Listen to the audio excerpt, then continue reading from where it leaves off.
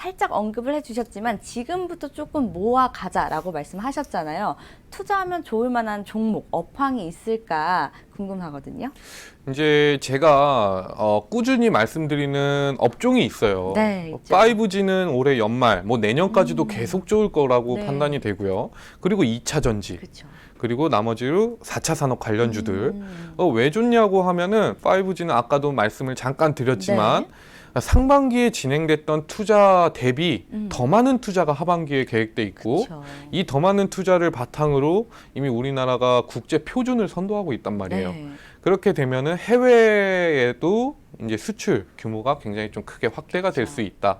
라는 부분이 있거든요. 그렇기 때문에 5G는 앞으로도 계속 봐도 좋다. 지금 상당 부분 고점인 것 같지만 네. 시장이 막 빠질 때 이 5G 종목들은 많이 빠지지도 않아요. 맞아요. 잠시 뭐 조정을 겪는 그런 흐름은 나오지만 지지선이 잘 나온단 말이에요. 네. 이런 종목들을 잘 찾으시면 될 것 같고요. 그 다음에 2차 전지 쪽인데 네. 2차 전지 같은 경우에는 계속해서 전 세계적으로 중요한 이슈들이 많이 나오고 있어요. 네. 친환경 자동차로 뭐 2020년까지는 거의 대부분 다 교체를 완료한다든지 그쵸. 아니면 모든 나라가 뭐 유럽이나 2차 전지 관련해서 뭐 전기 자동차를 선도하고 있는 네. 유럽 혹은 뭐 중국 같은 경우는 계속해서 이제 보조금을 지급해주고 그쵸. 있는 모습이 있고 네. 중국 같은 경우에는 이 2차 전지 그러니까 전기 자동차 인프라를 활성화시키기 위해서 이 충전소를 충전소 인프라를 좀 확대를 시키겠다라는 발표도 했었거든요. 그렇게 된다면 사실 LG화학이나 뭐 우리나라 SK 네. 이노베이션 뭐 이런 삼성 SDI 같은 종목들이 기업들이 최대 수혜주가 될 가능성은 높아요. 높죠.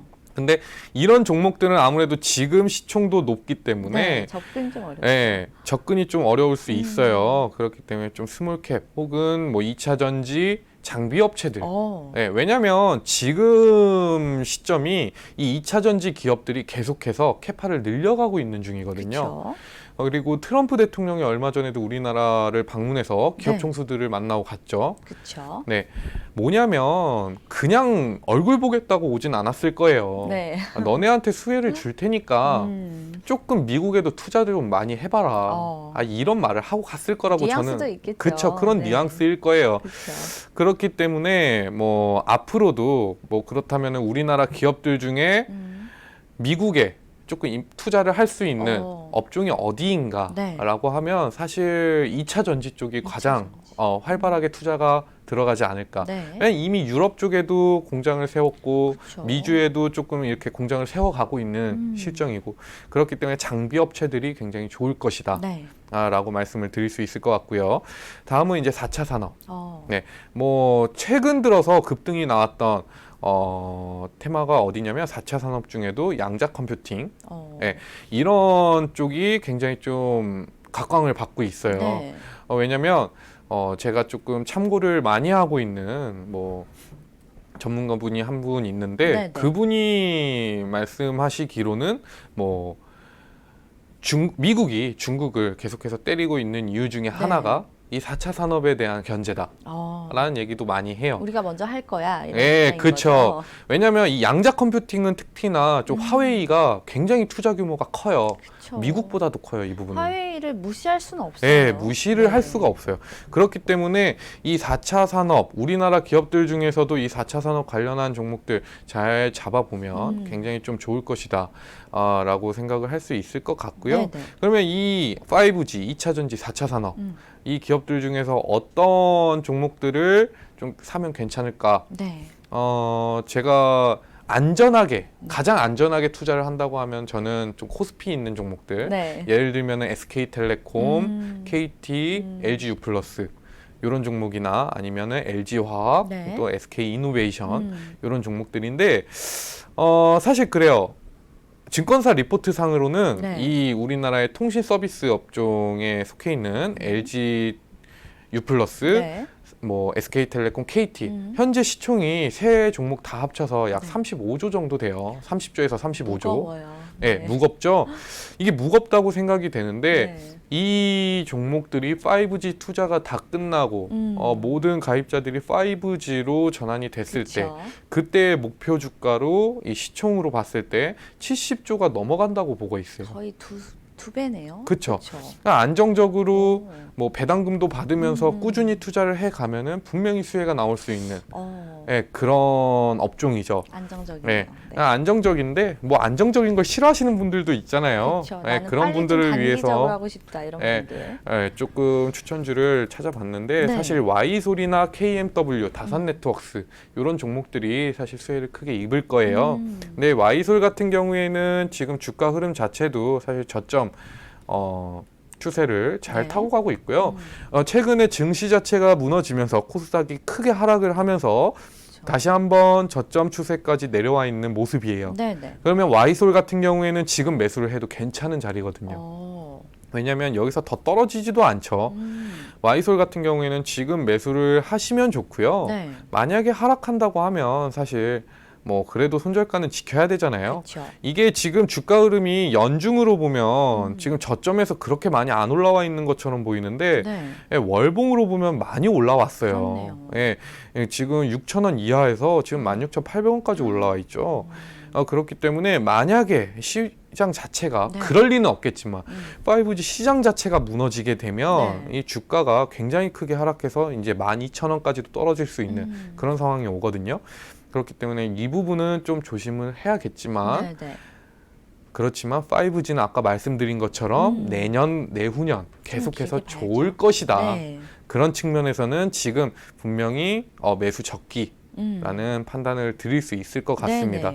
네네. 다음이 KMW예요. 네, KMW 볼게요.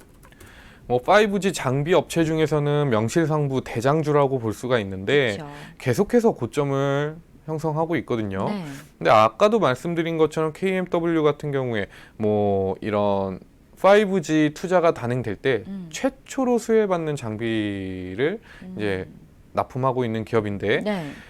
전반기에 끝난 게 절반도 안 돼요. 오. 전반기에 끝난 게 절반도 안 되기 때문에 하반기를 봤을 때는 분명히 주가 흐름 자체가 조금 더 갈 것이다. 네. 저는 올해 내내, 올해 연말까지 혹은 내년 연초까지는 계속해서 어닝 서프라이즈를 실현할 수 있는 기업이 KMW가 아닐까 그렇게 생각을 하고 있거든요. 네네. 그렇기 때문에 이 KMW도 지금은 사실 계속 뭐 기업 고점을 갱신했기 때문에 네네. 뭐 오늘 들어가는 건 조금 리스크가 있을 것 같고요. 네. 안정적으로 들어가고 싶으면은 조금 조정이 나올 때 매수를 하신다든지 아니면 지금 들어가시되 네.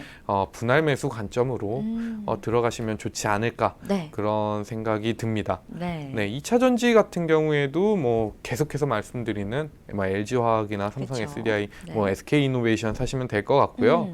4차 산업 같은 경우에도 지난번에 한번 말씀드렸던 네네. 만도, 네, 그쵸. 이런 기업도 굉장히 좋지 않을까 네. 예상을 하고 있어요. 네, 저희가 뭐 좋은 지금 투자를 해도 괜찮을 업황에 대해서 5G, 2차 전지, 그다음에 4차 산업 수혜주를 좀 언급을 해주셨는데요. 그렇다면 지금 좀 접근이 하면 안 된다, 접근이 어렵다 이런 업황도 있나요? 사실 접근이 어렵다라고 하면 제약바이오예요. 그렇죠. 제약바이오가 가장 조금 바닥을 다지는 걸 봐야 될 것 같고 네. 추가로 조금 지금은 좀 중립 수준을 지켰으면 좋겠는데 라고 하는 업황이 있다면 반도체 쪽이에요, 사실. 반도체. 왜냐면 네. 지금 일본과의 무역 마찰로 인해서 증시는 계속해서 조금 하락하는 모습이 그쵸. 나오는데 계속해서 좋았던 업종이 있다면 반도체 반도체죠. 쪽이거든요. 네.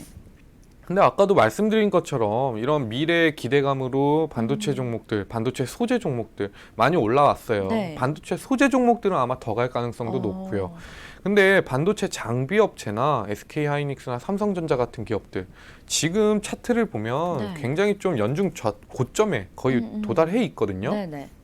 근데 이 삼성전자나 SK 하이닉스 같은 경우에는 사실 업황 자체, 그러니까 반도체 가격이 올라가거나 반도체 수요 자체가 턴어라운드 하지 않는 이상 네. 이 가격대를 깨기는 많이 힘들 거예요.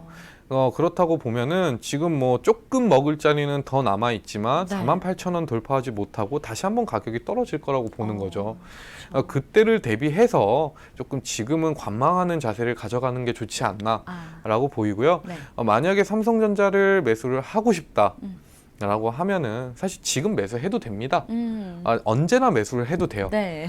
언제나 매수를 해도 되는데 제가 말씀드리고 싶은 거는 그래도 수익의 극대화를 위해서 그쵸. 조금은 지켜보고 들어가는 게 낫다. 음. 지금 매수해도 지금 떨어져도 네. 분명히 이 자리는 다시 올라온다. 그쵸. 라고 말씀은 드릴 수 네네. 있어요. SK 하이닉스도 똑같은 모습이고요. 네, 그렇기 때문에 삼성전자 뭐 반도체 업종은 네. 지금부터는 조금 시장 흐름을 살펴보자. 그 이후 결정해도 늦지 않는다. 네. 라고 얘기를 드릴게요. 네, 반도체 업황 같은 경우는 시장 흐름을 조금 더 살펴보시고 추후에 좀 시장 대응을 해보시라라고 말씀을 좀 전해주셨습니다. 자, 오늘은 다양한 시장 이야기와 더불어서 관심 가져볼 만한 업황까지 살펴봤습니다. 도움 말씀 주신 사근종 전문가님께 인사드릴게요. 감사합니다. 감사합니다.